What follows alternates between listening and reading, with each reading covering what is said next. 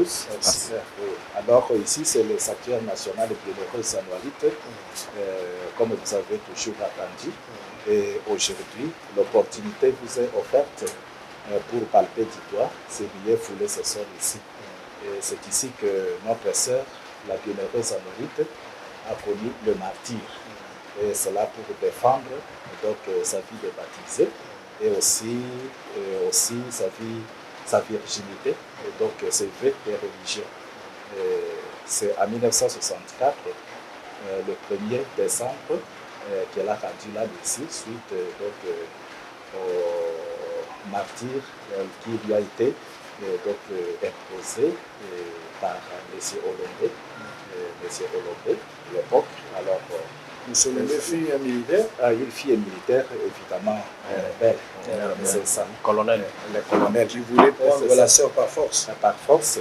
C'était plutôt son supérieur, l'officier supérieur, un galop, qui voulait la prendre pour femme. Alors, comme vous l'avez étudié là, la sœur Anoirite a connu le martyre lors de la rébellion miléliste de 1964, la rébellion de Simba. Et cette rébellion-là avait pour philosophie, comme vous le savez aussi, de par vos connaissances livresques et aussi classiques, cela avait pour philosophie politique ici d'éradiquer tout ce qui était comme occidental, se rappelant donc de la colonisation. Alors c'est dans cette philosophie-là qu'il fallait donc éradiquer tout ce qui était comme cadre occidental et tout ce qui était en affinité avec les Occidentaux. Alors c'était une sorte de vengeance, qu'on appelle de revanche. Alors c'est sous cette mouvance-là qu'a connu notre sœur Anoirite, donc le martyr. Alors elle est née en 1941 de papa à Nice et de la maman Julienne Issoudé. Alors elle est devenue religieuse dans la congrégation des droits diocésains qu'on appelait la Sainte Famille, donc du diocèse de Wamba. C'est un diocèse qui est aussi du diocèse ici au Nyangara. Alors elle est devenue religieuse en 1979. Et après ça, elle a connu, elle a vécu sa vie de religieuse normalement, de baptisée normalement, comme une bonne chrétienne, une religieuse. Ce qu'elle faisait comme apostolat au couvent de Bafouabac, à la paroisse de Bafouabac, elle était enseignante. Elle s'occupait aussi de la sacristie aussi, de la vianderie. Elle s'occupait aussi des pauvres et aussi des enfants des heureux. Et en fait aussi des mouvements de jeunes aussi. Elle s'occupait aussi des mouvements de jeunes. Et quand a éclaté la rébellion miléliste de Simba, comme leur totem, qui signifie lion, alors cette faction-là est partie de la région de Maniema pour descendre à la province orientale à l'époque. Et une partie de cette faction-là est descendue à Bafouabac, donc à la paroisse où était la Bienheureuse Sanoirite. Alors ils sont arrivés là-bas, cette faction est arrivée le 29 novembre 1964, est descendue à camion là-bas à Bafouabac. Et après quoi, ils ont ramené toutes les sœurs, cette faction-là a ramené toutes les sœurs comme préjudice de les ramener au chef-lieu du territoire de Wamba et donc aussi le chef-lieu du diocèse à l'évêché de Wamba. Alors, ça c'était le 29 novembre. Ils ont commencé à faire chemin et ils faisaient déjà nuit. Ils sont arrivés à une paroisse qu'on appelle une des paroisses aussi du diocèse de Wamba. Vers 19h, ils ont passé la nuit avec évidemment des menaces et des vexations contre les sœurs, des injures de toutes sortes. Mais les sœurs supportaient cela donc de bon cœur et avec foi. Le lendemain, ils ont poursuivi avec le chemin pour descendre à Wamba. Et voilà, par coup de grâce pour eux, les rebelles, ils se sont rapprochés avec leurs officiers à Voubé, c'est un village limitrophe entre le diocèse d'Issy-Rouyn-Niangara et le diocèse de Wamba. C'est presque la dernière chapelle, une des dernières chapelles du diocèse d'Issy-Rouyn-Niangara. Alors, ils se sont rencontrés avec leurs officiers là, entre autres, M. Ngalo, le colonel Ngalo, le colonel Yuba Deyo et autres, et tas d'autres. Alors, au lieu de poursuivre le chemin jusqu'à Wamba, alors ils ont changé de fréquence. Les officiers ont décidé qu'ils descendent ici à Issy. Alors, c'est ainsi que, à la date là, du 4 novembre, ils ont retourné, se sont retournés pour changer de fréquence et atteindre ici. C'est le 4 novembre là, vers 18h ici à Issy. Alors, la première station qu'ils ont connue avec le rappel là, c'était la maison Bamboul, la fête de cette avenue-ci. C'était la maison d'un particulier que M. Yumadeo avait extorqué. Alors, et c'est là où les choses vont commencer. M. Ngalo, l'officier Ngalo, va vouloir prendre Anouarite pour femme, parce que Anouarite c'était la plus jeune de toutes les religieuses qui avaient émis leur vie de religion, c'est ça. Alors, et la mère générale, la première mère générale congolaise de leur congrégation, la mère Léotine Kassima, a pu demander l'aval à Ngalo de pouvoir permettre aux sœurs d'aller se ressourcer un peu, de prendre quelque chose, de mettre quelque chose sous la dent à la procure des pères missionnaires ici d'Issy-Rouyn-Niangara. Alors, c'est ce qui a été donné comme aval. Ngalo a accepté, mais à condition que Anouarite reste pour lui comme femme. Alors, et la mère générale a décidé de rester avec sa fille, de l'accompagner, et que les autres pouvaient partir. Et c'est à ce moment-là que Ngalo a pris les autres sœurs en camion pour se diriger vers la procure. Mais arrivé à ce lieu-ci, que nous appelons communément la maison bleue, c'était une concession d'un particulier de M. Ponte. C'était un planteur belge, donc un commerçant. Alors, il venait nouvellement de finir de construire cette maison-ci et de bien l'équiper en mobilier et aussi en denrées alimentaires. Alors, là où c'est maintenant l'église, c'était le dépôt. C'était ce dépôt. Ça, là-bas, Oui, c'était le dépôt. Alors, arrivé ici avec les sœurs, le convoi des sœurs, alors Colombia a changé de fréquence. Il a dit, pas question de continuer jusqu'à la procure là-bas. Nous allons nous arrêter ici, parce que lui, c'est lui qui avait extorqué ce bâtiment ici, cette concession ici.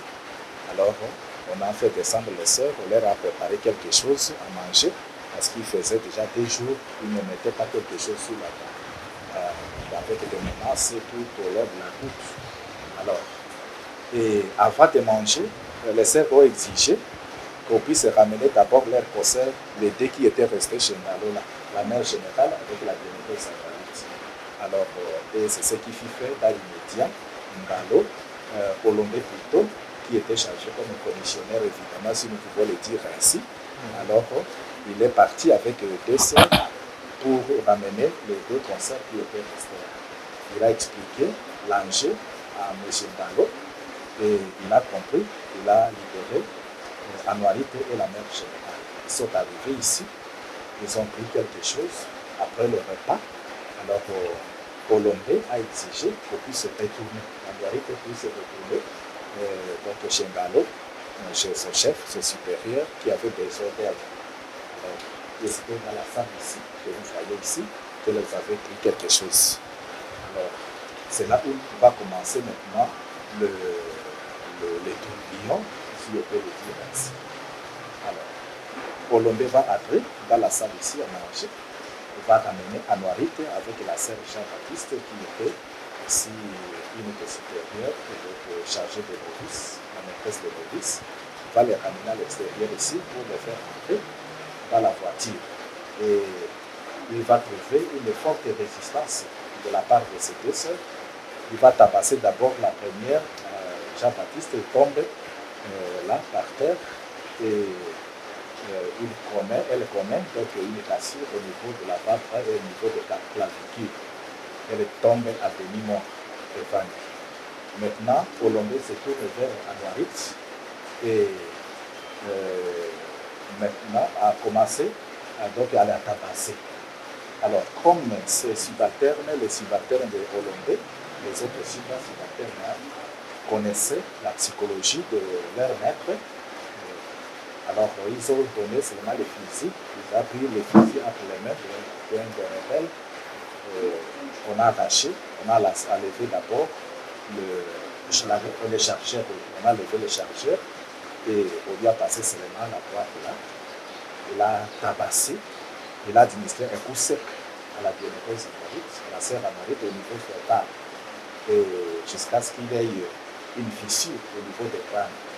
Alors, Anouarit déclara ouvertement, en tout cas, je ne peux pas commettre ce péché. Je ne peux pas commettre ce péché. Olombe a commencé à l'administrer davantage, à la rouer des coups. Et la sœur est tombée, là où il y a la chorale, rouge là, la terre là, la grande chorale, elle est tombée là. Et comme si cela ne suffisait pas, il a pris son revolver, son pistolet, il lui a administré un coup de pistolet au niveau de bras gauche, et il y a eu cassure, et jusqu'à ce qu'il y ait les balles pénétrées dans le thorax. Alors, Anouarit, à ce moment-là, a déclaré, en tout cas, je vous pardonne, c'est ainsi que j'avais voulu. C'est ainsi que j'avais voulu. Alors, et après cela, il a déclaré, je vous pardonne parce que vous ne savez pas ce que vous faites. Répéta ici les mots du maître sur la croix, les mots de Jésus sur la croix, pardonnant à ses bourreaux. Et après cela, comme il y avait une forte hémorragie, alors Olombe a commencé à crier par-ci, par-là, Simba venez, les sœurs veulent me terrasser ici, veulent me tuer ici. Alors deux jeunes Simba sont sortis, mais là, ils étaient en dehors de la clôture, sont venus, chacun avec des couteaux là en main. Alors, il a ordonné, il a montré la sœur Anouarit, parce que l'autre, Jean-Baptiste, la première qui a été terrassée là, était évanouie. Elle est restée évanouie. Alors, Olombe a montré la sœur Anouarit qu'il faut la transpercer à maintes reprises. Elle est têtue. Et les deux jeunes Simba là, chacun a commencé à administrer des coups de baïonnette, des coups là, à la bienheureuse Anouarit au niveau thoracique à maintes reprises. Et à ce moment-là, elle était complètement amortie. Il n'y avait plus de force. Il y avait seulement le jaillissement de sang par-ci par-là. Et après cela, Olombe est appelé au niveau des autres personnes ici, à l'intérieur, on les informait qu'elles viennent prendre le corps de leur concert. Parce qu'il a abattu, elle est têtue, mais elle était très têtue, alors elle a reçu ce qu'elle voulait. Les concerts sont venus prendre le corps d'Anouarit pour mettre on peut. C'est devenu oratoire. C'est ça. Et c'est là où elle a rendu l'âme. Et ça, c'était elle a rendu l'âme le 1er décembre 1964 à 1h05. Voilà. Merci. Vous avez compris, vous avez suivi. Bel et bien, nous sommes à Isiro. De passage, on devrait arriver ici. Parce que personne ne peut se dire qu'il a été à Isiro sans avoir été chez la bienheureuse Anouarit. C'est un site touristique. Le monde entier se déplace des fois pour s'incliner et apprendre l'histoire. Je m'adresse au nouveau ministre du Tourisme. Il faudra capitaliser, il faudra pérenniser cette histoire parce que c'est une réalité.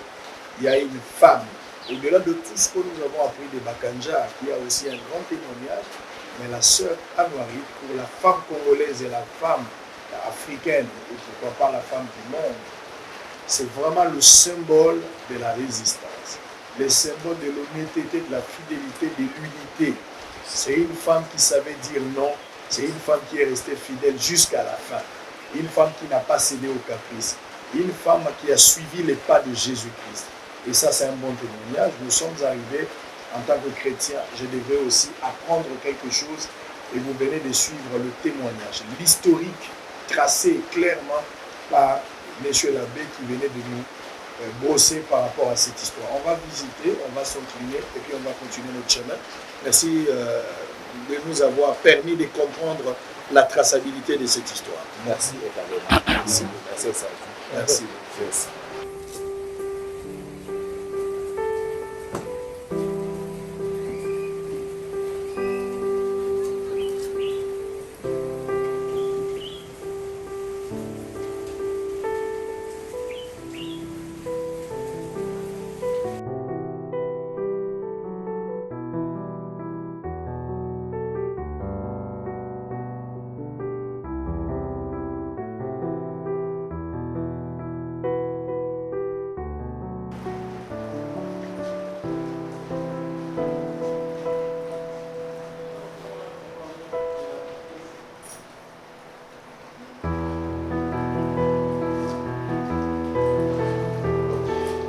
Merci beaucoup et bienvenue, bien sûr les journalistes et l'équipage. Comme nous l'avons signé tout à l'heure à l'extérieur, c'est ici que la sœur Anouarit a rendu l'âme le 1er décembre 1964 à 1h05. Alors lorsque Olombe l'a terrassé à l'extérieur là, il est parti de là pour venir ici haranguer ses consoeurs, d'aller prendre les corps de leurs consoeurs et de les ramener ici. C'est ainsi que ces consoeurs sont partis les ramener ici là où il y a la Croix-Rouge, qu'elles avaient déposé les corps de leurs consoeurs, donc de la sœur Anouarit. Et c'est ici. Et la vie qui est là, ça c'est le voile du jour de son martyr. Vous avez leur style ici, leur habillement, donc l'habillement religieux, donc de leur congrégation, de la Sainte Famille. Et à l'époque, c'est ça, à l'époque. Alors ça c'est les voiles de son martyr, ce jour-là. Et là où vous voyez des traces noires là, des taches noires, ce sont les traces de sang. Oui, les traces de sang. Et de l'autre côté aussi, pour la deuxième inhumation, lorsqu'on a fait sortir, on l'a exhumé pour la première fois au cimetière de Tindirip, là où on l'avait inhumé pour la première fois, après 7 mois et demi. Donc le 1er décembre 1964 jusqu'à le 16 juillet 1965, 7 mois et demi pratiquement. Alors c'est lorsqu'on a exhumé, on a fait cette toilette funèbre-là. Le corps était presque intact. Intact. C'est ça. Et c'était seulement séché pratiquement sa décomposition. Sa décomposition, c'est seulement 7 mois. Alors, ce qui est important aussi, il a fallu donc préciser aussi, donc fixer l'opinion d'abord des sœurs, des consoeurs de la bienheureuse Anouarit elle-même, et aussi de fixer aussi l'opinion publique. Qu'est-ce qui avait prouvé que réellement c'était le corps de la bienheureuse Anouarit, de la sœur Anouarit? Il y avait quelques indices. Premièrement, d'abord, c'était la corpulence d'une femme. Parce que notre corpulence, notre physiologique, c'est différent de celui de la femme. Deuxièmement, il y avait la fissure au niveau du crâne. Les coups secs qu'il lui avait administrés ici avec les forces de fissure, alors c'est ce qui témoignait aussi. Et troisièmement, les coups de pistolet qui avaient cassé l'avant-bras ici, gauche ici, et pénétré au niveau thoracique. Et troisièmement, quatrièmement maintenant, c'était les coups de baïonnettes là, les traces de coups de baïonnettes au niveau thoracique. Et cinquièmement, c'était la statuette de la Vierge Marie qu'elle avait reçue comme étant pendant ses vœux. Et elle avait caché ça donc, dans la poche de sa jupe. Et pendant ses funérailles, pendant sa première exhumation, on l'avait exhumé avec cette statuette-là. Et c'était là l'argument des poids. C'était l'argument des 5 éléments majeurs. 5 éléments majeurs.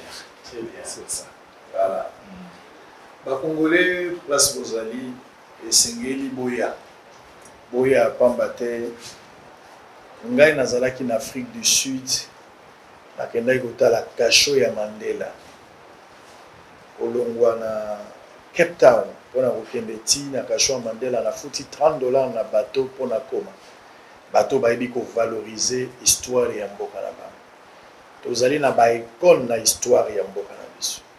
Et ça sur le plan politique, même sur le plan religieux, tous allons à icône lokola la bienheureuse Anouarit. Ndenge Simo Kimbangu beto betala lisolo na ye. Esengeli to lakisa na bana na biso lisolo ya mboka o ndenge yango ezalaki. Awa esika tozwami ezali na Isiro, ministre ya tourisme Modero Ntimba naza kobenga yo otoyeba lolenge nini bokoki kosala mpona kopesa valeur. Tokoya kofuta mbele ya mbongo kaka mpona koyeba esika oyo mwasi ya Mandela atikalaka ntango Mandela akendaki kasho après 27 ans. Bongo na mboka na biso toza na histoire mingi.